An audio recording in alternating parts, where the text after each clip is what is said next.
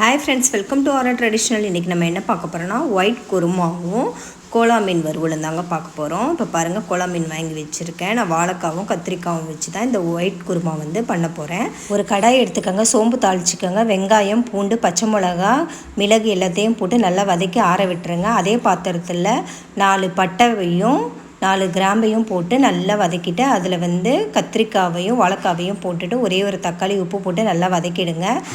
இப்போ பாருங்கள், நம்ம வதக்கி வச்சுருக்க அந்த வெங்காயத்தோட தேங்காவையும் போட்டு நல்லா நைஸாக அரைச்சி எடுத்துக்கோங்க. அதுக்குள்ளே மீனுக்கு மசாலா போட்டு வச்சிடலாம். இப்போ பாருங்கள், கத்திரிக்காயையும் வாழைக்காயையும் நம்ம அரைச்சி வச்சுருக்க விழுதை போட்டு அப்படியே தேவையான அளவு உப்பு போட்டு கொதிக்க விட்டுறலாம். ரொம்ப கொதிக்கக்கூடாது, ஒரே ஒரு கொதி வரணும். ஒரு கொதி வந்தவொடனே நம்ம ஆஃப் பண்ணிடலாம். அதுக்குள்ளே மீனையும் வறுத்து எடுத்துடலாம். இப்போ சூப்பரான ஒயிட் குருமாவும் மீன் வறுவலும் ரெடி ஆகிடுச்சுங்க. நீங்களும் வீட்டில் இதை ட்ரை பண்ணி பாருங்கள். இந்த வீடியோ பிடிச்சிருந்தால் லைக் பண்ணுங்கள், ஷேர் பண்ணுங்கள், சப்ஸ்கிரைப் பண்ணுங்கள், மறக்காம பெல் ஐக்கான்